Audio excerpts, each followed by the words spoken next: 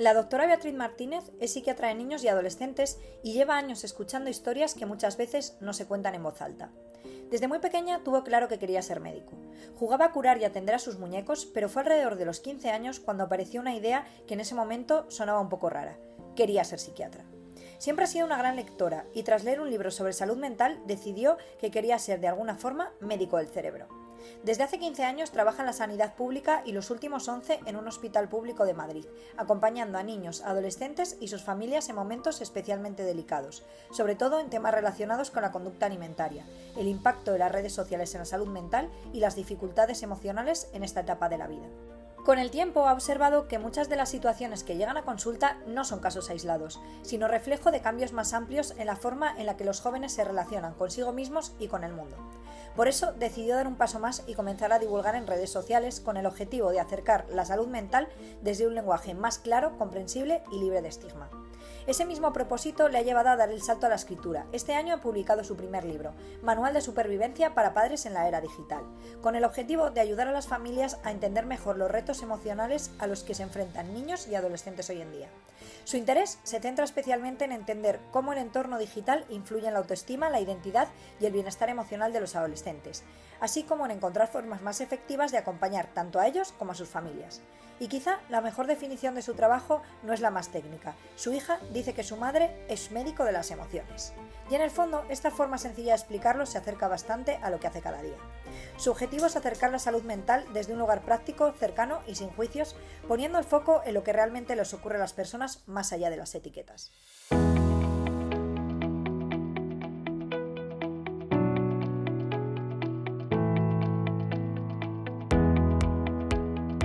¿Estamos listas?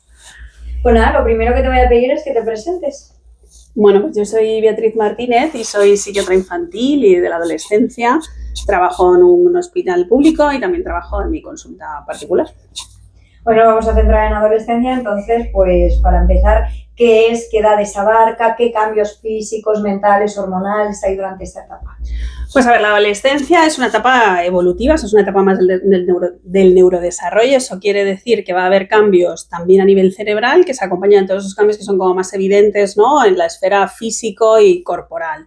Entonces, más o menos la edad de la pubertad, que realmente es lo que marca, ¿no?, esa parte más física, más hormonal, más biológica, es en torno a los 12 años, aunque cada vez vamos viendo que en España y de forma global la pubertad se va adelantando. ¿Eso qué va a querer decir? Pues que las chicas, por ejemplo, van a tener la menstruación antes y cabe esperar que todos esos cambios biológicos a nivel cerebral que están ligados a la pubertad, pues también los vamos a ir viendo un poquito antes de lo que veníamos viéndolo en etapas anteriores. ¿Y por qué se debe eso? Pues no lo sabemos, no sabemos si tiene que ver con la alimentación, si tiene que ver con cosas ambientales, si tiene que ver con la estimulación, pero sí que es algo que lo estamos viendo, que se adelanta la menarquia y se adelantan los cambios relacionados con la pubertad. Y de hecho, una cosa curiosa, que quizá también esto podría explicar por qué trastornos más típicos de la adolescencia cada vez también los vemos antes, incluso trastornos de salud mental, ¿sabes? Por ejemplo, trastornos de la conducta alimentaria, que son entidades pues que antes tenían un debut en torno, ¿no?, depende del que estemos hablando, pero de media entre los 13, los 15 y 16 años, cada vez tenemos más, por ejemplo, anorexias nerviosas prepuberales, o sea, antes de esos 12 años.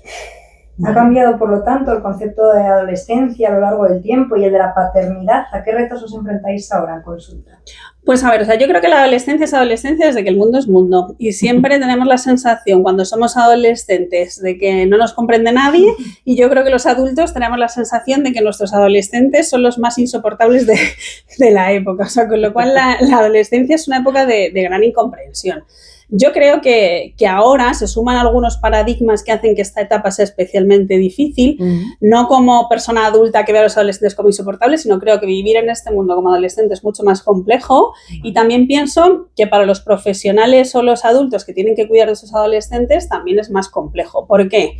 Pues porque tenemos muchos más inputs en el entorno que controlar, ¿no? O sea, tú antes te preocupaba que tu adolescente, como además está no solamente en estos cambios físicos que hablamos, sino a nivel social, en plena ruptura con sus vínculos, porque es lo que te toca hacer de adolescente, o sea, romper con tus superiores y empezar esta individuación, ¿no?, a ser una persona pues más autónoma, ¿no?, de camino a ese adulto, esperemos que funcional, que serás en el futuro. Entonces, te vas a pegar mucho más a tus iguales. O sea, de repente, ¿no? Tus compañeros, tus iguales pasan a ser tus referentes y ya no tanto mamá y papá como esos súper cuidadores que tenías hasta ahora. Entonces, ¿qué pasa con los iguales? Pues que los iguales ya no están solo en la plaza del parque o en tu clase, sino que, por ejemplo, pues tus iguales también están en redes sociales, tienes muchos más referentes como iguales que son gente que tiene ya una autoridad, ¿no? O cierta influencia a nivel social. Entonces, eso va a generar que antes a lo mejor que tenías, pues bueno, digo que no hubiera ídolos y gente a la que seguir en revistas, pero esto está mucho más permeable en tu casa, ¿no? O sea, digamos que tú tienes mucho más influencia de tu entorno social, sobre todo a través de todas estas redes sociales que las llevas en el bolsillo. Entonces va a ser más difícil esta labor de supervisión o de cuidados de los adultos que la que teníamos en etapas del pasado, ¿no? Entonces yo creo que por eso también desde tener este acceso a esta conexión en redes sociales hace que tú también te quedes más en tu casa, o sea, porque como digamos que esa parte social de alguna manera la tienes garantizada en casa, pues no tienes esa necesidad a lo mejor de salir para socializar o hablar con tus amigos. Entonces tenemos también los adolescentes que realmente están mucho más solos que en el pasado, ¿no? De hecho, este fenómeno de la soledad no deseada, que antes era pues de gente mayor, ¿no? Y siempre hemos conocido pues centros de día o centros cívicos para que la gente mayor vaya allí a socializar, pues vamos a empezar a necesitarlos para los adolescentes, porque en España de las personas que se sienten más solas son aquellos que son mayores de 75 o aquellos que son menores de 20. Entonces también es un nuevo paradigma, ¿no? de aislamiento en la gente más joven, que esto antes no era así. Claro, y son elementos a los que no estamos acostumbrados, como tú dices, ¿no? Que tanto para ellos como para los adultos padres que les acompañan. Entiendo que todo esto es raro porque, para empezar, tú como padre, me ha hecho gracia, ¿no? El ejemplo que has dado, porque creo que es así. Y como hay un desfase entre cuando tú eras adolescente y cuando ya eres padre de un adolescente, claro, ya el mundo ha avanzado y la adolescencia que tú viviste ya no es como la que están viviendo tus hijos. Y entiendo que desde ahí es como difícil a veces ayudar seguramente o entender cuando hay todos estos cambios que, por ejemplo, tú estás comentando, sociales, que como padres no hemos vivido cuando éramos adolescentes, y la adolescencia tal vez se vivía de otra manera, ¿no? Y qué típicas esas frases de no, porque cuando yo era adolescente, ¿no? Bueno, y luego también porque sabes, bueno, vosotros como psicólogas sabéis que tú te renarras tus recuerdos y la parte de la que te acuerdas no es exactamente tampoco hecho de nudo, ¿sabes? Claro, entonces, todos... Ese es otro de los problemas, ¿no? Y de hecho yo me acuerdo, ¿no? Y esto como anecdotilla, cuando estábamos en estos cursos ya más altos en el colegio, ¿no? Yo como fui a un colegio concertado, luego privado, teníamos desde los 3 hasta que acababas, ¿no? Entonces yo me acuerdo de estar en bachillerato y de ver a la gente de secundaria como qué pringados y qué pavo tienen, ¿no? Claro. Y yo decía, claramente yo he sido así, fijo, o sea, fijo que hemos sido así, pero siempre nos parece, ¿no? Que esos son como más niñatos, más pueriles, más inmaduros. Pues esto nos pasa un poco ahora como mucho más, ¿no? Porque imagínate si esto te pasaba del bachillerato a los de primero o segundo de la ESO, que han pasado 2 telediarios, ahora lo ves con mucha más distancia, ¿no? Y tú dices, bueno, yo no tenía ese nivel de descerebre que tienen los adolescentes ahora, o no tenía ese nivel de drama, no, lo tenías fijo. Claro. O sea, lo tenías seguro, lo que pasa que tu cerebro ha hecho bien y ha dicho, vamos a ahorrar esto que no vale para nada y nos vamos a quedar en la hora, ¿no? Entonces, eso es otro tema también, que la adolescencia de nuestros hijos, bueno, en general la crianza, desempolva un poco tu propia crianza, tu propia adolescencia, ¿no? Entonces hay que tener mucho cuidado también con esto de las compensaciones. En plan, como yo he tenido a mi madre que no me ha entendido nada, yo no voy a ser una madre carca que no entienda nada, ¿no? Y a lo mejor entonces te pasas y no pones límites, o al revés. Como yo recuerdo que lo mío se fue de las manos y lo pasé fatal porque mis padres no se enteraban de nada, le voy a poner a ser mega rígido, mega límites, estos chicos necesitan más límites y no dejar nada. Entonces, ojo con esas valoraciones desde nuestra propia historia personal. De hecho, por eso que decimos, porque tu historia personal, como te la he narrado unas cuantas veces, a saber qué fue de eso, y luego que los adolescentes de ahora, pues también ven otra realidad que necesitará una comprensión y una adaptación desde el mundo de ahora. Justo. Yo además rompo una lanza por los adolescentes de ahora, porque yo todos los días que trato con adolescentes me parece que son gente mucho más solidaria, mucho más comprometida, ¿no? Justo dice lo contrario, ¿no? Que... Pues yo creo que sí, porque a ver, el adolescente por definición siempre es egocéntrico, o sea, pero eso pasa cuando uno es jovencito, porque uno se mira para adentro, se mira el ombligo, ¿no? Entonces externaliza responsabilidad, es decir, cuando las cosas van mal porque hay gente que no me comprende o me tiene manía o no me deja a mí expresarme y decidir, ¿no? Y cuando las cosas van bien porque yo me entero de todo, soy un superdotado y entonces es que yo controlo, ¿no? Pero la realidad es que creo que nuestros adolescentes de ahora están mucho más comprometidos por cosas que antes ni siquiera hablábamos. O sea, te estoy hablando de desde temas de ecología, Eso desde luego. desde, por ejemplo, el tema de la economía circular, ¿no? Cada vez se ve que son personas mucho más comprometidas con el medio ambiente, de ir a tiendas de segunda mano, a vender en estas plataformas online que no hace falta que mencionemos, para darles una segunda vida a las cosas, por ahorrar dinero. Personas mucho más comprometidas con la diversidad, con la igualdad, con el tema de inmigración. O sea, yo creo que en general hay mucha más mirada. Otra cosa es, pues que bueno, que también gracias a esa mirada que tienen hacia afuera, muchos adultos o redes sociales o grandes incluso ideologías políticas se aprovechen de esa vulnerabilidad del adolescente, de ser convencido y de tirar de la pasión, y entonces ahora estamos viviendo un poco un cambio de paradigma hacia una sociedad mucho más polarizada, y ahí van a tener mucho juego, no sé si los adolescentes, entendido adolescente lo que es adolescente de tu cerebro, que es hasta los 25 años, no necesariamente los de 12, ¿no? Pero sí que es verdad que quizás ahí, ¿no? Hay que tener cuidado un poco con esta polarización de la sociedad, pero en general el adolescente solamente hay que ver, ¿no? Ahora este año que hacíamos un año de esta tragedia tan terrible en España de la Dana, ¿no? Toda la gente que se movilizó para ir a Valencia a sacar barro, ayudar a las personas, tal, fueron adolescentes. O sea, fue gente jovencita que estaba en bachillerato, que estaba en los primeros cursos de la universidad. Entonces, yo creo que hay que darles mucho valor también a ellos, ¿no? Y espacio para poder escucharles y comprenderles y no caer en esto tan carca de decir que los adolescentes son insoportables, ¿no?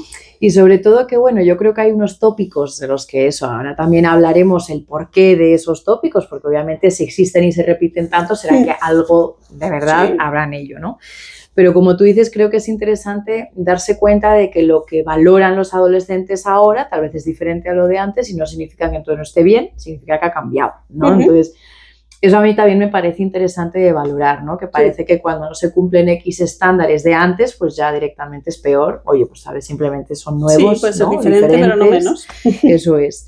Y volviendo un poco a lo que hemos preguntado al principio de cambios físicos, que siempre me ha parecido muy interesante, ¿qué cambios ves a nivel neurológico, ¿no? Como más, yo tenía una amiga que siempre me hacía mucha gracia, que decía que la adolescencia es una enfermedad, porque hay tantos cambios, como realmente tantos cambios a nivel neuropsicológico que se podrían, ¿no? Como detallar como una enfermedad. También los hay en el embarazo, También, esa es otra enfermedad. para otro capítulo.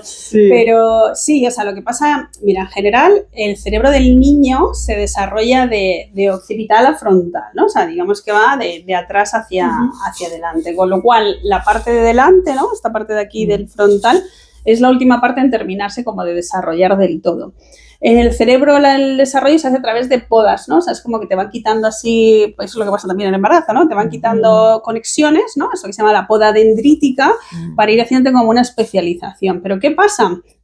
Que lo que decimos, la corteza prefrontal, o sea, esta parte de aquí adelante es la que va a tardar más en desarrollarse. Y diréis, ¿y eso qué importa? Pues importa porque la corteza prefrontal es el filtro del cerebro. O sea, yo a veces a los niños pequeños les explico esto como que si el cerebro fuera una orquesta y que la corteza prefrontal es el director de la orquesta, o sea, el que dice ahora va uno, ahora va el otro, ¿no? Un poco hace esta armonía. De hecho, la corteza prefrontal es lo que nos distingue de otros animales que pueden ser también inteligentes, de hacer incluso problemas de matemáticas, pero no tienen este filtro. Por ejemplo, pues tú tienes a un simio en un laboratorio, que nadie animalista aquí se me ponga tal, sino simplemente es un ejemplo. Entonces tú puedes tener a este simio haciendo problemas de matemáticas y ahí hay un investigador, ¿no? Que con su libretita está apuntando. Si este simio tiene ganas de hacer pis, le da igual el investigador, le da igual lo que sea, va a hacer pis porque tiene una necesidad y tiene que cumplirla. Tú como ser humano no haces eso. O sea, si ahora cualquiera de nosotros entran ganas de hacer pis, por, bueno, muy adolescente que seamos, incluso, ¿no? Nos pediríamos aviso para ir al baño o esperaríamos nuestro turno, ¿no? A ver si acaba esto pronto y puedo tal, pero nunca te irías a la esquina como el simio en el laboratorio. Eso es gracias a que tienes una corteza prefrontal que te hace de filtro. Es decir, te dice, oye, esto ahora tú puedes tener muchas ganas, pero esto ahora no toca porque en este contexto no es conveniente. Cuando uno es adolescente, esa corteza prefrontal va a estar inmadura, con lo cual estas necesidades, ¿no? Las pulsiones, los deseos, las ganas van a estar mucho más prevalentes frente al filtro, y el filtro muchas veces incluso se te va a olvidar. Estas emociones, ¿no? tan tan potentes vienen de otra estructura que está en el centro del cerebro, que es la amígdala. Y entonces desde la amígdala a mí me gusta comparar esto, ¿no? Y si alguno me ha escuchado, a lo mejor esto me lo ha escuchado decir, en que la amígdala en el cerebro, yo cuando estudiaba neuroanatomía como estudiante de medicina, que además siempre fui una gran friki, es como el lado oscuro de la fuerza. O sea, la amígdala es todo lo que no se le permite ser a un caballero Jedi, ¿no? O sea, pues enamorarse, las pasiones, la rabia, el miedo, ¿no? Todo esto todo este intenso, ¿no? Eso es. Y la corteza prefrontal sería pues el caballero Jedi poniendo filtro, ¿no? Y diciendo, oye, mira, ¿no? El pequeño Anakin, tienes tú que suavizar todo esto, ¿no? Y no te vengas tan arriba. Entonces, la adolescencia está a tope de amígdala, o sea, del lado oscuro de la fuerza, y el caballero Jedi no está ni se le espera. Entonces, en este desequilibrio, claramente por eso todos los adolescentes llevan siendo iguales desde que el mundo es mundo. Claro. Pues son rebeldes, son dramáticos, se cabrean mucho, dicen a veces lo primero que se les pasa por la cabeza, pero como son buena gente luego se arrepienten, pero claro, también les cuesta esto de arrepentirse porque no le voy a dar la razón a mi madre o a mi padre encima, ¿no? Entonces, todo eso hace que lo que vemos sea, pues eso, mucho drama, ¿no? Yo a veces en el recurso en el que estoy, que es solamente adolescentes, digo, es que parece que vivo completamente en una telenovela venezolana, ¿no? Pero, oye, también eso tiene su punto guay, ¿no? Su salseo, yo me siento ahí como muy también, digo, en el tope de todo el salseo ¿no? de la amígdala, y bueno, pues también hay que entenderlo, porque claro, también para un adolescente es muy desagradable ese secuestro amigdalar, ¿no? Esa amígdala a tope de revoluciones y sin tú tener esa sensación de que puedas contener eso y no vivirlo de esa forma tan intensa, ¿no? Porque la intensidad yo creo que sería la palabra que define claramente la etapa adolescente. Y sin embargo, esto que cuando son pequeños podemos hacer más fácil, vamos a poner entre comillas, que es la corregulación, ayudar a los pequeños que se regulen cuando también tienen sus rabietas y sus movidas. Claro, parece que el adolescente no es accesible, no se deja muchas veces regular de esta manera porque tienen esa parte de rechazo. También, sí, porque ¿no? El vínculo se está probando de otra manera. O sea, tú necesitas hacer esa tentativa, ¿no? De romper tu cordón umbilical, tu vínculo con tus padres, que luego habrá que repararlo. Claro, luego esto cuando uno madura, ¿no? Todos hemos vivido nuestras etapas de reparación de una manera u otra con nuestros padres, pero no van a ser tus referentes y además la vivencia es como de condescendencia. O sea, porque claro, un niño pequeño, la vivencia de me cuidan siempre va a ser bien recibida, ¿no? Que de hecho es lo que esperamos cuando somos pequeños, pues tener a alguien que nos dé seguridad, alguien que nos cuida, que nos quiere incondicional, ¿no? Pero claro, cuando uno es adolescente, lo que tú buscas es reafirmación de mi identidad y mi individualización, ¿no? O sea, de mi autonomía. Entonces, claro, regularme contigo va un poco en contra de todo esto, ¿no? Entonces, si aquí nos escuchan padres, madres o educadores, a veces merece la pena, bueno, a veces no, siempre ese segundo tiempo que llegará, o sea, porque aunque la corteza prefrontal no está muy presente en esta etapa, cualquier emoción que uno no alimenta se agota, todas, o sea, todas, y el intentar corregular a veces es echar gasolina a esa emoción, ¿no? Entonces merece la pena que le des un espacio y que en un segundo tiempo esto lo habléis, porque en un segundo tiempo tu adolescente sigue siendo alguien que te quiere, sigue siendo alguien inteligente, sigue siendo alguien, ¿no? Pues normal, entonces, porque no está enfermo, entonces dale esa oportunidad de que él mismo, ¿no? Baje esas revoluciones desde ese segundo tiempo y entonces lo podéis hablar, porque si no es estar dándole gasolina, aunque sea desde el amor. Pero a veces me dicen, es que yo no paro de ir, ¿no? Alguna madre, yo voy a su cuarto y me mandan, y bueno, y te mandan, no te digo yo que te mandan, porque claro, no tienes que ir en ese momento. O sea, a lo mejor en ese momento lo que tienes que dejar es un espacio, regularte tú también, porque también esto saca lo peor de nosotros, ¿eh? Porque tener a tu pollito, que hasta ahora tú eras super mamá, la mamá mejor del mundo, tal, y de repente te has convertido en alguien que parece que eres la carcelera de tu casa, pues entonces es muy difícil también ese duelo desde la propia paternidad, ¿no?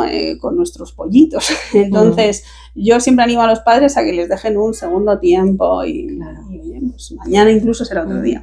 Sí, porque hay tantas cosas que son como una locura, ¿no? O sea, por un lado parecen muy maduros, pero luego realmente son muy maduros. Por un lado quieren ser muy autónomos, pero realmente no son nada autónomos, ¿no? Entonces, claro, yo creo que el adulto ahí se hace como mucho lío, ¿no? Y muchas veces, pues, no sabe, el padre o madre no sabe realmente, ¿no? Qué hacer, qué no hacer. Como tú dices, que estas pautas me parecen sencillas, además, ¿no? Dices, joder, es muy sencillo, o sea, ¿no? Yo creo que, fíjate, ¿no? Una cosa que no se te puede olvidar nunca es que la autoridad y el referente eres tú.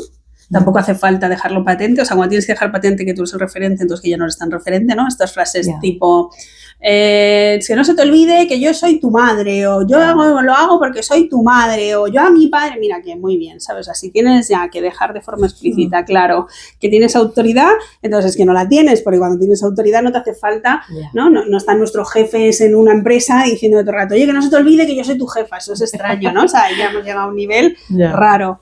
Entonces, eso por delante, con lo cual lo que tú dices se dice y el otro puede tener también derecho a que no le siente bien. O sea, pero que no le siente bien no quiere decir que al final vaya a tener razón, ¿sabes? Esto tenemos que pensar que el problema está en la regulación. No quiere decir que uno se queje que luego no vaya a cumplir, también te digo, porque hay muchas cosas que nos dicen a nosotros como adultos que también, por ejemplo, ¿no? Hablando de esto de los jefes, mandarías a lo mejor a tu jefe o a tu jefa lejos y no lo haces porque tienes el prefrontal que ya te cuajó hace un rato, ¿no? Pero a ellos no. Entonces, ellos te van a manifestar su disconformidad, su enfado, su rabia, y con todo el derecho, y tú les dejas ese segundo tiempo y ya luego, bueno, pues efectivamente, pues tú puedes estar encabronadísimo porque no te voy a comprar el último iPhone, pero es que no te lo voy a comprar.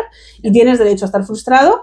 Y vale, ok, pero que yo porque tú te frustres tanto y me demuestres diciéndome sapos y culebras por la boca, no voy a tampoco acceder a eso. Y no hace falta que te recalque, yo soy tu madre y administro la economía de esta casa, porque hombre, solo faltaba que no, ni hace falta que te recalque muchas cosas que es que a veces nos perdemos demasiado, ¿sabes? Claro. En mi opinión. Sí, sí.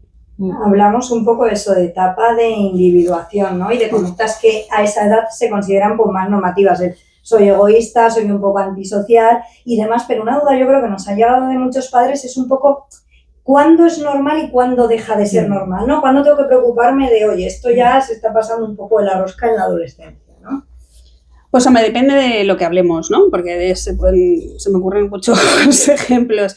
Yo siempre creo, ¿no? Que porque a veces también nos lo dicen, ¿no? Especialmente a mí como psiquiatra, ¿no? Que tengo ese tufo tan feo de lo que hemos sido históricamente los psiquiatras de meternos a la vida de la gente. O sea, los psiquiatras y los psicólogos nos metemos a la vida de la gente. No somos más listos que la gente para tomar decisiones tampoco. O sea, no vamos al psicólogo o al psiquiatra para que nos den pautas o consejos, ¿no? Eso pues te lo dan por tu amiga, pero tu pareja, pero tu psicólogo o tu psiquiatra lo que te ayuda, ¿no? Es a ordenar tu cabeza para que tomes decisiones que no te hagan perder oportunidades que podrías conseguir tomando, ¿no? Esas decisiones de otra manera. Pues eso es claramente lo que es una adolescencia patológica, vamos a llamar.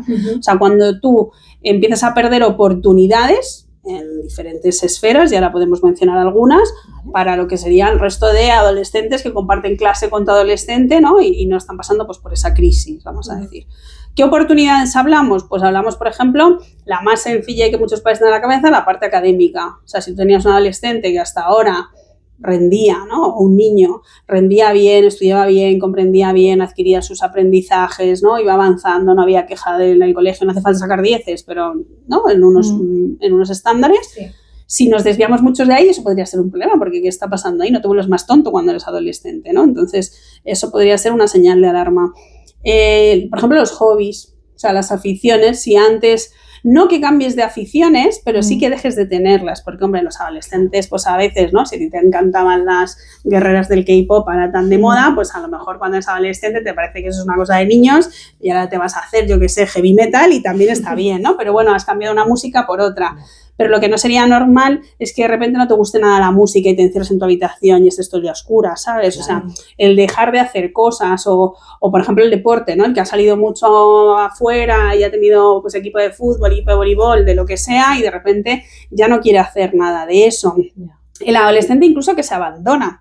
Y no estamos hablando de pues dudosas estrategias de aseo personal que en esta época es mala edad efectivamente, pero si tú eres la típica niña o niño súper pipi, súper presumido, no sé qué, y de repente te da igual todo, pues eso tampoco es muy normal, ¿no? Porque no sueles darte la vuelta como un calcetín. Entonces, ojo también a esos adolescentes que tienen un abandono, ¿no? Ya un poquito más pasado de vueltas que eso. La irritabilidad mantenida también, o sea, ya hemos dicho, ¿no? que el lado oscuro de la fuerza está muy presente en la adolescencia, pero tampoco puedes tener un adolescente todos los días y a todas horas enfadado. O sea, y ojo con esto, y lo matizo mucho, porque además esto ya desde salud mental sabemos, por ejemplo, que las depresiones en esta etapa son depresiones irritables. O sea, no son depresiones como lo que tenemos en la cabeza de los adultos, ¿no? Pues del que se abandona, se entristece, llora. En los niños y en los adolescentes son depresiones irritables. Entonces, claro, en un momento donde necesitas más conexión que nunca, como te vuelves más insoportable que nunca, el otro, en vez de recogerte y hacerte AEA, que es lo que te haría si estuvieses llorando, lo que hace es, a lo mejor a veces, situaciones muy feas en casa, porque claro, la escalada de un adolescente a veces también viene seguida una escalada por parte de sus progenitores y se pueden llegar a situaciones incluso de violencia física, ¿eh? Entonces eso no sería normal. Cosas que sí son normales, pues a veces todo adolescente no va a pensar igual que tú, por mucho que antes sí pensara. No le van a gustar las mismas cosas que a ti, por mucho que antes le encantara irse a la compra contigo y fuera el momento que disfrutabais juntos y tal. O sea, que tu adolescente no se corresponda con la idea que tú te hiciste de él, no es un síntoma de salud mental, es un síntoma de adolescencia. Y es un síntoma también de que tú como mamá o como papá pues tienes que hacer tu duelo. Y yo esto, como hago grupos de padres de adolescentes todas las semanas, siempre les hago una pregunta que es como muy sencilla y es: ¿dónde está la ansiedad? Y entonces dicen, pues en mí, que no puedo aguantar que se vaya. Bueno, pues si la ansiedad está en ti, el problema es tuyo. O sea, y yo siento decir esto tan claro y meridiano, pero, o sea, yo entiendo que cuando hemos estado acostumbrados a que siempre sabemos dónde está nuestro hijo o nuestra hija, ¿no? Y le hemos ido a buscar a gimnasia rítmica, voleibol, al K-pop, que alguna hace ya también, ¿no? Y entonces has estado tú ahí y de repente el otro vuelve solo. O ya se va con sus amigos un ratito y tú ya no estás ahí. Entonces hay un punto de incertidumbre que, claro, no sabes qué está pasando ahí, pero esa ansiedad es tuya.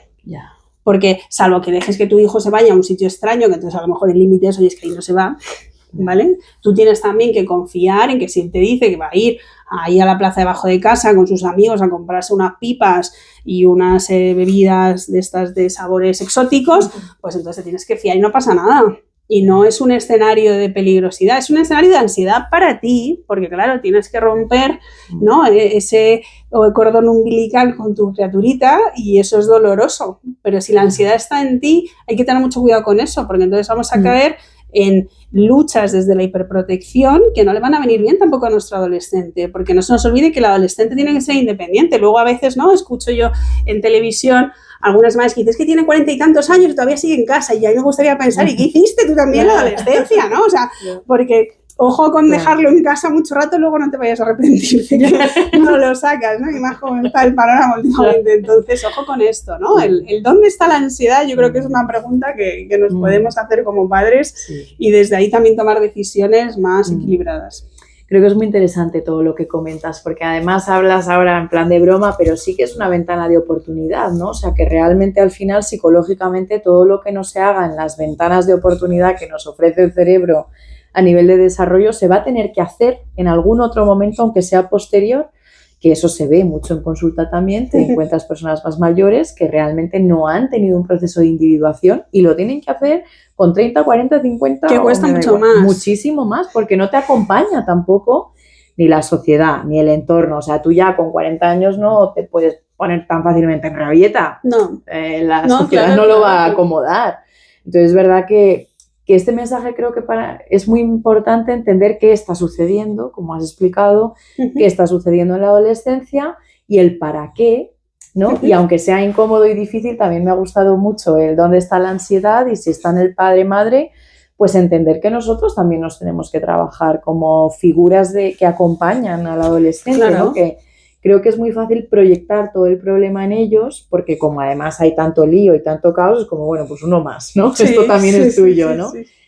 Y ayuda a separar las cosas, ¿no? Pues oye, tal vez esto es mío y si me lo trabajo, pues también mejora. No, y de hecho, esos espacios, ¿no?, familiares es donde muchas veces se llega a la solución, ¿no? Yeah. Porque yo solo digo porque a veces me llegan a mí adolescentes incluso a consulta, ¿no?, o en el dispositivo donde trabajo y entonces digo, ojo, es que en el fondo lo que tenemos que hablar es todos, ¿no? Porque parece, incluso cuando el adolescente está enfermo, ¿eh? O sea, incluso en aquellos casos donde hay un trastorno de salud mental diagnosticado, la familia enferma un poco también, porque claro, empezamos a tomar estrategias que nos hacen sobrevivir a una situación muy compleja, pero que a veces tampoco ayudan a esto de la individuación, ¿no? Y esto habla incluso de cualquier enfermedad, no solo de una enfermedad mental, sino cuando tienes un hijo enfermo, pues lo que te sale es cuidarlo, ¿no? Y acompañarlo, te cambiarías por él porque los hijos nos duelen muchísimo, pero eso no lo puedes hacer. Entonces, si tú dejas de lado esa labor de crianza, de límites, de acompañamiento, de que a veces tienes que fastidiar y no queda otra, pues lo que estás haciendo es un futuro adulto incapaz, ¿no? Ya no sé si enfermo de eso o no, que eso va por otro lado, pero no podemos cesar en esa labor de crianza a pesar de tener un adolescente enfermo en casa, ¿no? Entonces, de ahí la importancia, ¿no? Yo siempre digo que no hay niño ni adolescente solo, o sea, en las consultas de salud mental, los que nos dedicamos a la infancia y la adolescencia, al final acabamos tratando a toda la familia, porque si no se hacen, evidentemente no el nivel de cambios van a tener que ser en todos los casos los mismos, ¿no? O la responsabilidad, vamos a llamarlo, o los cambios que hay que hacer desde cada lado, pero siempre hay que hacer algún cambio en todos esos miembros de la familia, porque si no, se queda ahí, ¿no? Como encapsulado, como enquistado el problema y no acabamos de solucionarlo, ¿no? O al final la familia también se puede romper y en lo que hablábamos de esta reparación posterior que uno hace como adulto con su familia de origen, pues si no lo hemos hecho bien en la adolescencia, muchas de esas reparaciones no van a poder tener lugar, ¿no? Y a veces es una lástima, porque tampoco ha pasado nada tan terrible. Ya, sí. Qué bueno. Hablas de familias rotas y otro de los temas que a mí me apetecía sacarte es qué sucede, ¿no? Cuando se separan los padres y el chaval es adolescente, porque además hay una frase que he escuchado que me gusta mucho, la de no puedes odiar más a tu ex de lo que quieres a tu hijo, y me parece la verdad muy potente, ¿no? Claro, pero es que eso aplica, o sea, a tu hijo tú le quieres infinito, ¿no? Estábamos hablando incluso cuando tienes un hijo enfermo que tú te cambiarías por tu hijo porque te cuesta menos sufrir tú que ver sufrir a tu hijo. Entonces, cuando tú te separas de tu pareja, no puedes perder el foco de ahí tampoco, ¿sabes? Porque yo entiendo que la separación puede ser por muchos motivos y habrá separaciones que son terribles, pero para empezar, y esto yo lo tengo claro como madre también, o sea, no lo digo solo como profesional, que a veces solo cuando hablamos de la parte profesional decimos, qué fácil decirlo, no, lo digo como madre también y como madre separada por otro lado también. Entonces, creo que si lo que más te importa en la vida es tu hijo y tu hijo no pidió venir, o sea, porque cuando tenemos hijos los tenemos como un ejercicio, yo siempre digo, de generosidad al mundo, o sea, porque no podemos esperar nada de ellos, o sea, y si alguien espera algo de sus hijos, pues oye, que aproveche este podcast para quitarse esa idea de en medio, o sea, es un ejercicio máximo de generosidad al mundo, en plan, mira, habrá que pagar pensiones si es que llegamos a ello, habrá que mantener, ¿no? el capital productivo, pues cada uno con el sistema en el que comulgue, pero eso está claro. Entonces, tú lo tuviste como un acto de generosidad y como un acto dentro de tu pareja que entonces, de alguna manera u otra, aunque solo sea para el acto, funcionó, porque si no, no habrías tenido a tu hijo, ¿no? Entonces, igual que sacas las garras por tu hijo, si en el parque una niña le quita un muñeco o si la madre no sé cuánto le alza la voz y no lo puedes tolerar, no puedes convertirte tú en uno de los focos de malestar de tu hijo. Y además, no me vale es que el otro sí lo hace. Porque dos no pelean si uno no quiere. Y además, si el otro pelea, hay sitios para pelear sobre esto. O sea, existen los juzgados, existen los equipos de mediación. O sea, hay muchas maneras para que tu hijo... Yo no digo que no le vaya a salpicar esto en absoluto, porque claro que le va a salpicar, tu hijo también está en duelo de su modelo de familia, porque claro, los niños tienen en la cabeza un modelo de familia, primero un modelo de familia respecto a sus iguales también, ¿no? De los otros papás, otras mamás que están en el colegio con ellos, y del que vienen, porque hombre, a veces hay niños que nacen en familias donde ya los papás no están juntos, pero esto es lo menos, o sea, lo más habitual es que la separación venga pues cuando tu niño ya se da cuenta, ya sea porque es pequeño o adolescente, ¿no?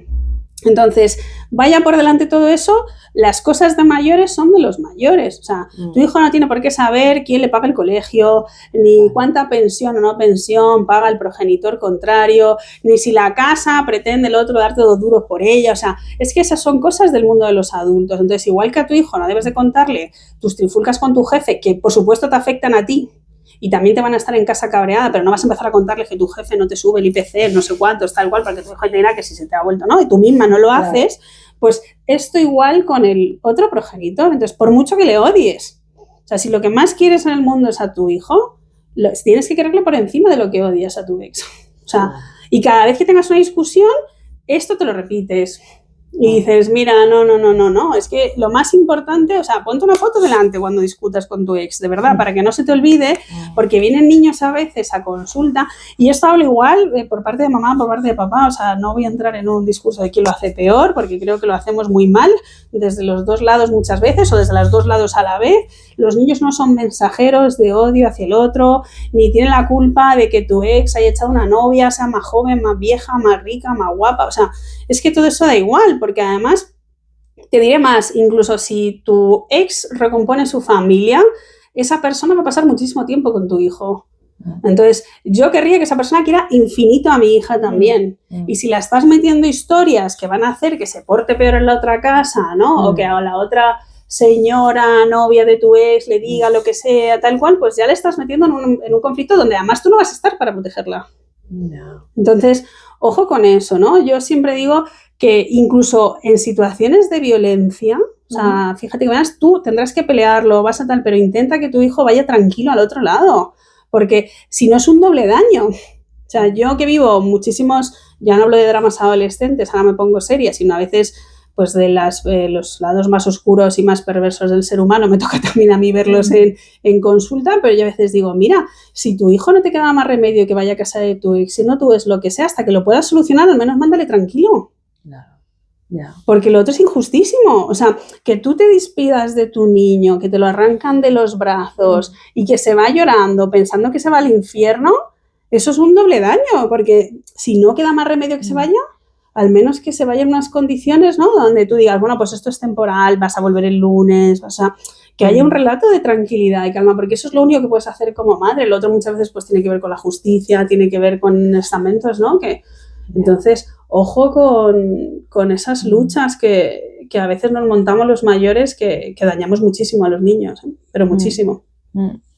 Este tipo de temas tan complicados, por ejemplo, incluso mismamente una separación, ¿cómo le hablamos con los adolescentes? Porque yo a veces veo o que se tiende a infantilizar, ¿no? Como si fuera un crío, pues eso, de 6 añitos, de ay, no le digas nada, que no puedes saberlo, pero por otro lado estamos hablando de que el desarrollo no es igual que como podemos estar hablando ahora mismo nosotras tres. O sea, ¿cómo me dirijo yo a ellos?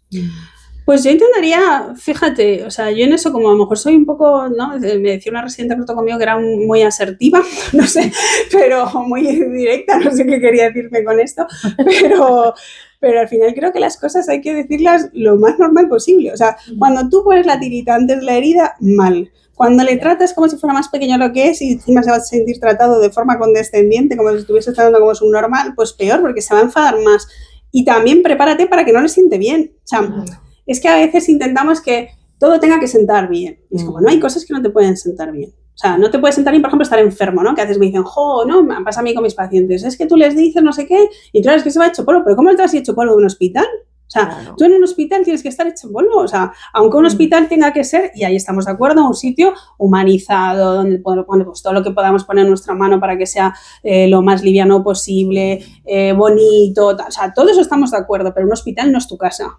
Claro. O sea, ni es normal estar en un hospital, menos cuando uno es pequeño, ¿no? Pues entonces yo puedo entender que una separación te siente mal porque es algo que no esperabas. Y ojo también, que a veces hay adolescentes que les sienta bien porque ya están hasta el moño de sus padres, también te digo, y dicen, menos mal que por fin se han separado, que están todos preocupados, ¿no?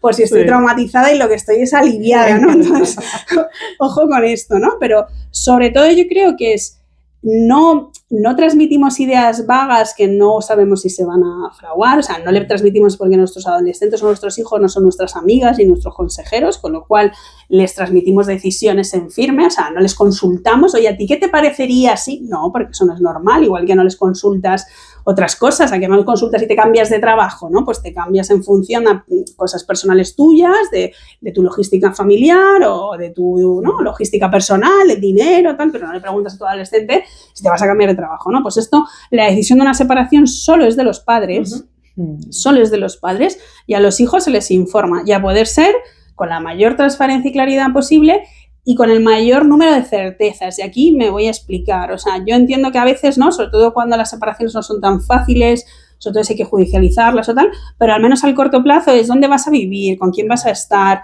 qué va a pasar con nuestra casa, si la vamos a vender, si se la va a quedar uno, si la va a quedar el otro. O sea, el mayor número de certezas. Y de ahí preguntar, ¿cómo estás? Claro. Y dejar claro que el romper con tu pareja no es romper con tu hijo. porque tú puedes ser novio, novia, ¿no? O marido, esposa, un rato, pero padre vas a ser siempre. Entonces, dejar eso claro. Y eso, pero igual, tengas 3 años, 4 años, 12 o 18. O sea, porque, ¿no? Dependiendo de la edad que tengas, se lo contarás de una manera u otra, pero se lo tienes que contar igual. Vamos, o así lo veo yo. Sí, que al final en lo que estás diciendo, claro, les transmites esa seguridad, ¿no? Que como tú dices, obviamente esto es algo que les va a sentar mal, que supone un cambio, que supone un duelo, que supone un proceso, ¿no? Pero transmitirles esa seguridad creo que es fundamental, como tú estás diciendo, ¿no? De lo que va a ser, de lo que no va a ser, de lo que va a cambiar y de lo que va a permanecer también, como tú dices, ¿no? Claro. Porque claro, si no ellos, pues obviamente también les transmitimos nuestra propia inseguridad también del proceso, ¿no? Y recoger que el malestar va a estar ahí y que el malestar, pues es que solamente hay que acompañarlo. O sea, no podemos intentar convencerles de que es una buena decisión, porque aunque lo sea, de entrada ellos no lo van a ver así.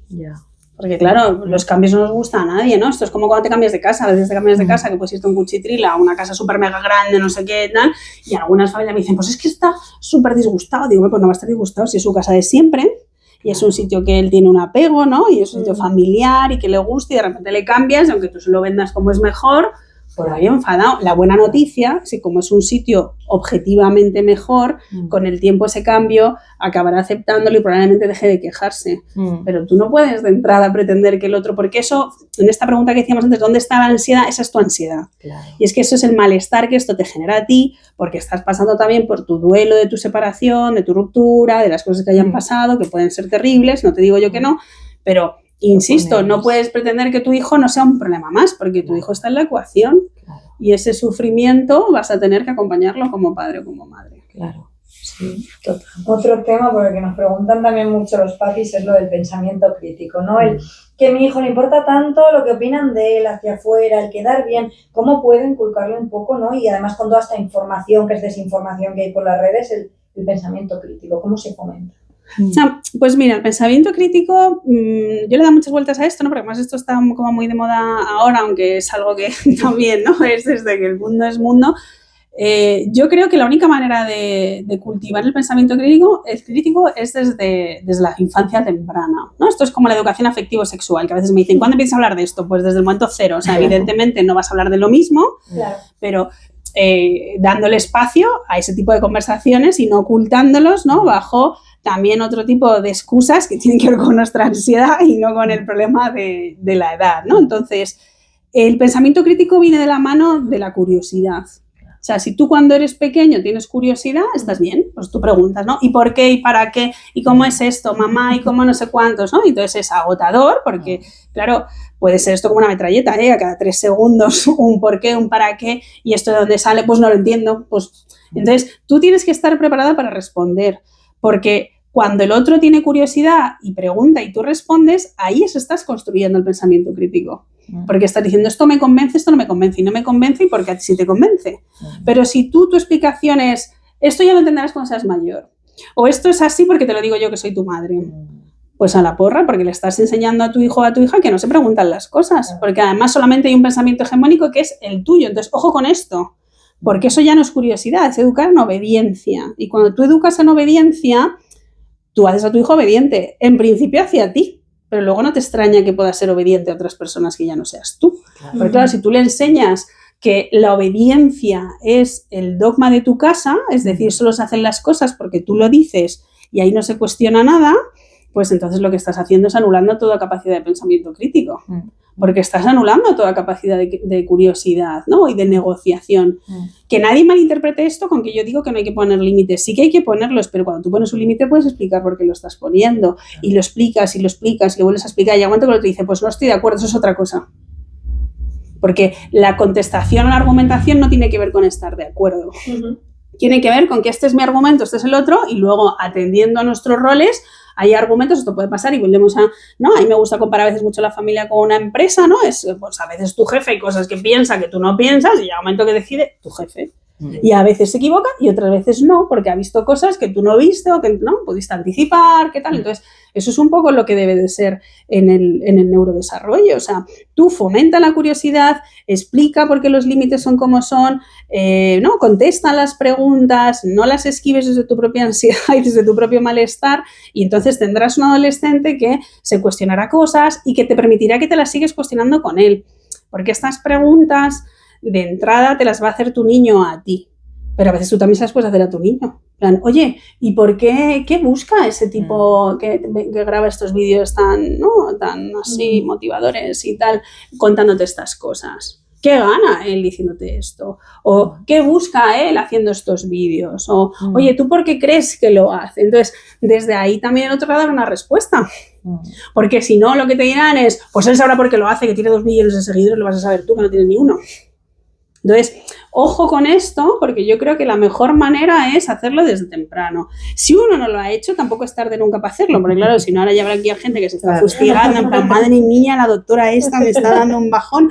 No, o sea, pues lo podemos empezar a hacer ahora. Entonces empieza a hacerte estas preguntas y favorece las preguntas del otro lado, ¿no? Y si el otro no te hace preguntas ya, porque la comunicación, bueno, pues a lo mejor está muy maltrecha y muy maltratada en tu casa, hácelas entonces tú a él. Claro. Interésate de forma genuina por lo que ve, aunque te parezca horrible. O sea, yo me he visto la Academia Unicornio, que me parece una cosa de meterse astillas debajo de las uñas, y me la he visto porque entiendo que si a mi hija le gusta y es un contenido que tiene que ver, pues yo lo tengo que ver también. Y las cosas que me chirrían, pues digo, oye, ¿te parece un poco raro que todas las niñas vayan de rosa o que todas las, ¿sabes? Pues decir, pues la gente no va así en la calle, ¿no? Entonces favorece que el otro piense y entonces que también diga estas cosas, pero no lo cortes. Claro. Porque si lo cortes al final, esto va a llegar de alguna manera u otra. Y es mejor que le prepares para cuando llegue.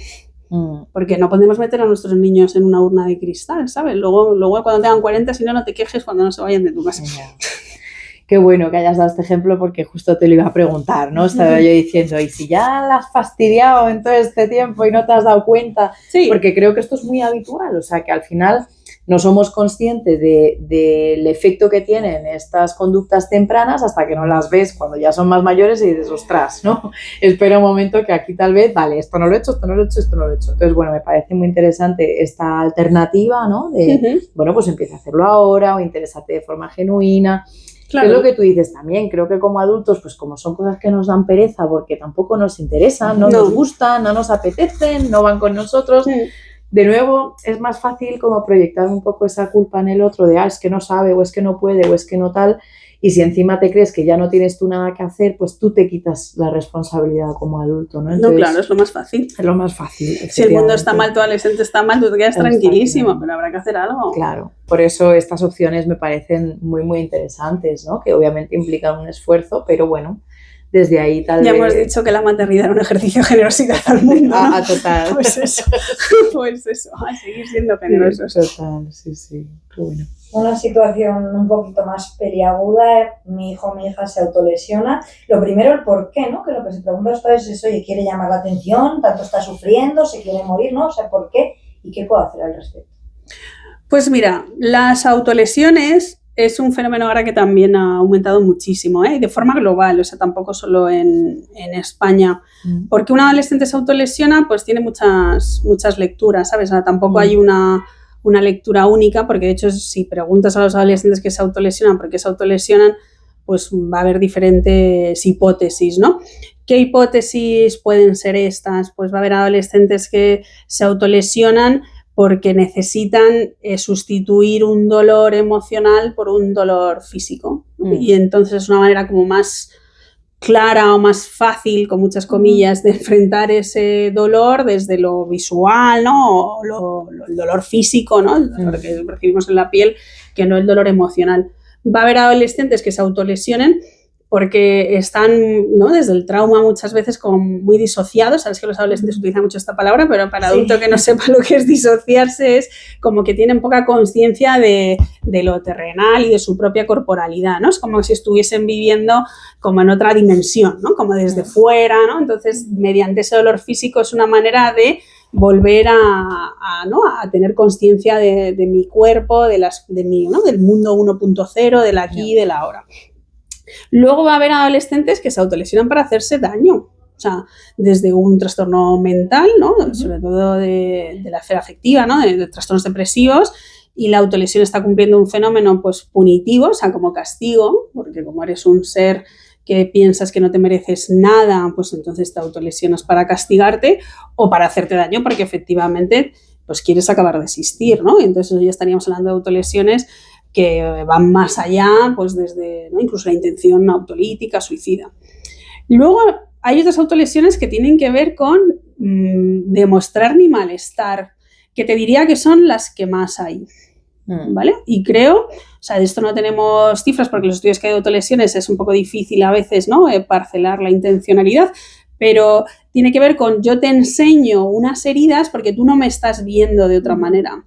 Y ojo con el lenguaje un poco simple de esto de está llamando la atención, Sí, claro. porque si alguien tiene que llamar la atención haciéndose heridas es que está muy mal. Claro. O sea, y no lo minimizamos. Claro, porque es como... Claro, está llamando la atención como si fuese una mema, ¿no? No, no es una mema, ¿sabes? Es una persona que sufre y fíjate lo jorobada que está y lo mal que está la comunicación a su alrededor, que necesita enseñarte eso con unas heridas que no es capaz de decirte con palabras. Ya. Entonces, ojo con esto.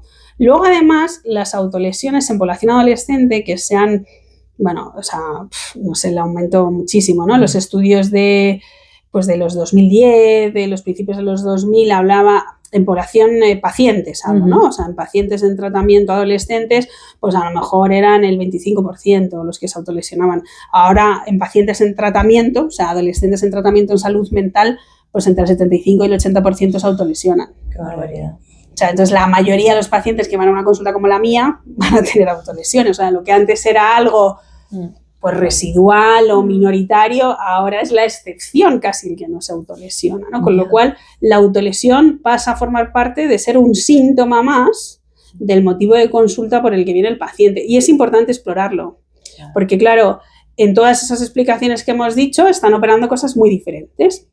Y no puede ser tu intervención solo centrada en que no se autolesione, que las hay, o sea, hay manuales que hablan de cómo dejar de autolesionarte para intentar, ¿no? Manejar ese malestar, sea el que sea, de otra manera, ¿no? Y mediante la sustitución haces otra cosa. Pero la regulación sigue ahí. Claro. Entonces, tienes que trabajar también con toda esa parte más interna, ¿no? Del paciente, que es la que le ha llevado a que se autolesione. Entonces, bueno, yo también creo que hay un fenómeno social donde se ha compartido mucho, ¿no? Este fenómeno de las autolesiones, ya sea en redes sociales o sea en productos de televisión, o sea, en series y películas, y hay un gran componente de imitación en esto. Claro. Y eso tiene que ver también con la etapa en la que están. O sea, claro, como tú eres adolescente, ya hemos dicho que tus referentes no te importan nada, pero tus iguales sí. Si tú ves que tus amigos están haciendo eso, pues puedes pensar que es una manera, ¿no? De esto, además que la amígdala, acordaos la experimentación, ¿no? El lado oscuro de la fuerza, pues te va a llevar a experimentar con esto para ver si realmente eso es algo que también cuadra contigo o no.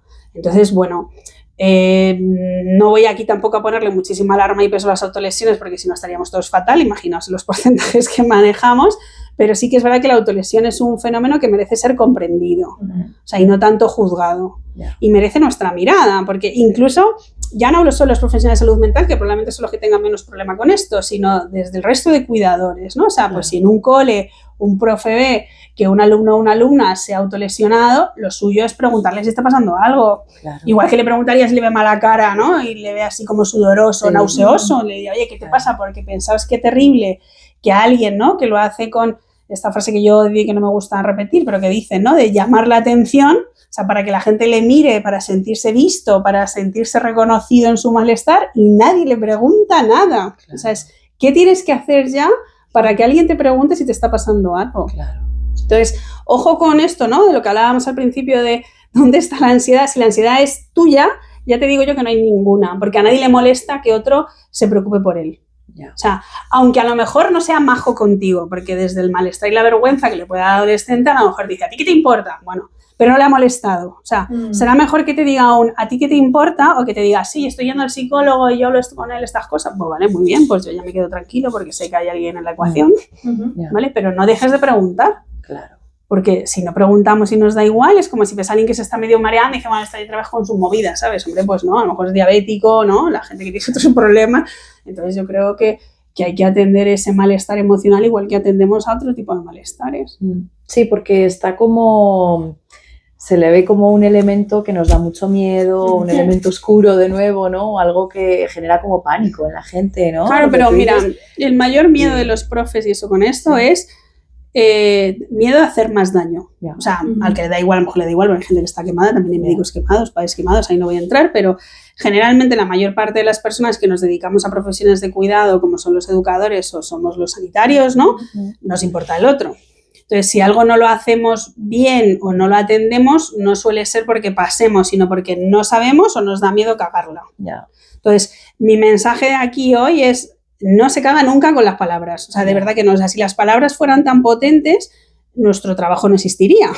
Porque entonces grabaríamos un podcast como este, ¿no? Con unas palabras súper elegidas, maravillosas, tal. Se lo pondríamos una única vez al adolescente de turno y ya estaría curado. Y no funciona así. Entonces, igual que no opera para las buenas palabras, tampoco opera para las malas palabras, ¿no? Y encima, si al otro le has sentado mal, pues a lo mejor que te dirá, oye, pues si como me lo dices así de esta manera tan poco delicada, pues a lo mejor te hace tal. Y mira, uno va aprendiendo a preguntar las cosas mejor.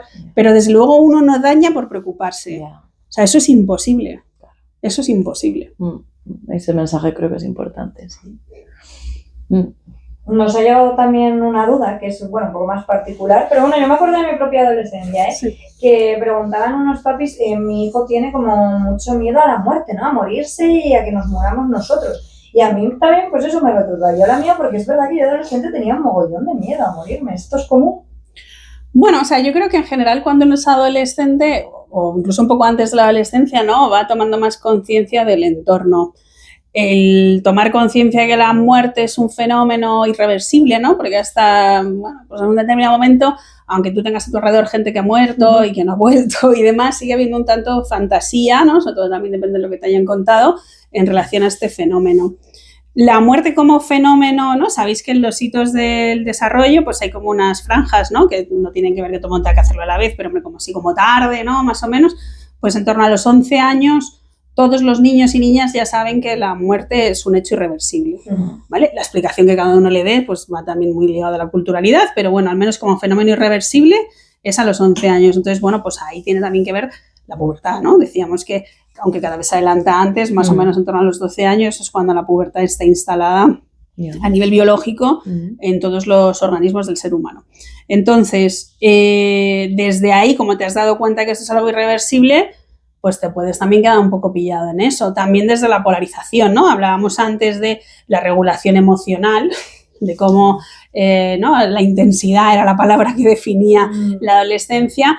Pues si te quedas en eso, probablemente te quedes en eso mucho, ¿no? Y de hecho, incluso como fenómeno, ¿no? De subculturas, incluso tribus urbanas y tal, ¿no? Que van muy en línea, ¿no? Del culto a la muerte o de la apología, ¿no? De esta parte más oscura o demás. Entonces, bueno, como hay menos control inhibitorio, menos filtro, cuando te quedas en una idea te quedas como muy intenso. Yo no creo que sea un fenómeno, o sea, que le interesa a todos los adolescentes igual, porque de hecho hay muchos adolescentes que les pasa un poco lo contrario, ¿no? Desde esta potencia que sienten también a nivel físico y esta falta de filtro, son un poco osados y no tienen muy, muy presente su propia vulnerabilidad, ¿no? Y de hecho es más bien lo contrario, sino que tienen una tendencia así a sentirse como muy vulnerables, ¿no? Y muy poco frágiles, como a lo mejor luego sí que son ante los accidentes, pero sí que puede ser algo que les preocupe mucho también desde esta soledad, ¿no? Porque no dejas de ser alguien que sigue siendo dependiente, entonces si tomas esta conciencia de que la muerte, pues eso, es algo irreversible, es algo de que nos iguala a todos y que todos vamos a llegar ahí. Y luego yo creo que también hay una parte, ¿no? Que a lo mejor esto sí que quizá es muy del adolescente de ahora, que yo sí que me encuentro, y esto es algo empírico, la verdad que no sé si hay estudios de esto porque no lo he revisado, pero yo sí me encuentro como mucho más adolescentes instalados en un discurso un poco nihilista. Y yo creo que tiene que ver también con el exceso de información de algunas, ¿no? Situaciones que les estamos bombardeando, también con mucha intención a veces política, no nos engañemos, que les hace como tener como poca motivación y poca esperanza en general hacia su futuro, ¿no? Porque claro, si a ti te están diciendo que el salario medio en este país es poco menos que el salario, un poquito más que el salario mínimo interprofesional, entonces ¿para qué vas a estudiar? Que además probablemente no te puedes comprar una casa nunca, o que si te independizas te vas a vivir a no sé dónde, que tú no quieres vivir ahí, ¿no? O que te tienes que ir fuera del país, o sea, al final sí que hay mucho adolescente instalado, yo creo que no tanto en la muerte, pero sí un poco en un discurso nihilista, ¿no? De que a mí me gusta por eso tener a veces conversaciones con ellos, ¿no? Desde este existencialismo de ¿para qué estamos aquí? Si es que a veces incluso te lo señalan a ti, ¿no? En plan, ¿y tú para qué tanto estudio, no? Si estás aquí con tus guardias, con tu no sé qué, tampoco eres millonaria. Digo, bueno, pues la verdad que millonaria aquí no soy, ¿no? Entonces, están muy desmotivados desde esa polarización del discurso también que les estamos vendiendo, vamos a decir. Yo creo que eso más. Y ya para terminar y recoger así un poco, pues bueno, algunos tips, ¿no? Para darse la mano, tanto entre los padres que dicen, jo, eso qué aburrido, mi hijo no le entiendo, no conecto con él, como eso para que el hijo se reconcilie un poco con el padre de no somos enemigos. O sea, yo creo que, fíjate, ¿no? Volviendo a esto del pensamiento crítico, creo que necesitamos mucha curiosidad en las casas. O sea, para tener curiosidad, primero tienes que parar, porque claro, si tú estás en tu vorágine de pensamientos, de preocupaciones, de anticipaciones, de quemazo incluso de tu curro y demás, hay muy poco espacio para la pausa. Pero en la pausa y oye, ¿qué estamos diciendo? ¿Quién es mi hijo? O sea, ¿qué cosas le gustan, no? Incluso el otro día escuchaba, esto no es mío, pero si lo escuchaba alguien en redes, no recuerdo quién tampoco para mencionarle, que decía, pregúntale a tu hijo qué es lo más importante para ti. Porque si no te dice que la familia o que él, es que lo estamos haciendo muy mal. Entonces, a veces decimos, es que a mi hijo no le importo yo nada, pero es que ellos también tienen muchas veces la sensación de que no nos importa nada, porque si lo pensamos, en este mundo un poco loco que vivimos, ¿no? Donde estamos siempre en el emergente, siempre estas cosas que les pasan a ellos a veces acaban teniendo un segundo tiempo en nuestra vida, ¿no? Espérate que estoy en una llamada súper importante, espérate que este email es terrible, espérate que es que esta entrega la tengo que hacer tal, espérate que la compra, que no me la entregan si no en el tiempo. Entonces, siempre espérate. Entonces, desde a mí es muy difícil que te lleves bien con tu adolescente. Entonces, vamos a darnos un poco de pausa y de curiosidad, vamos a preguntarles. Y los adolescentes, que no nos escucharán, porque estas cosas no las escuchan los adolescentes, la verdad, pero yo diría un poco lo mismo. O sea, interésate por qué les preocupa a tus padres o por qué tienen esa idea tus padres de ti.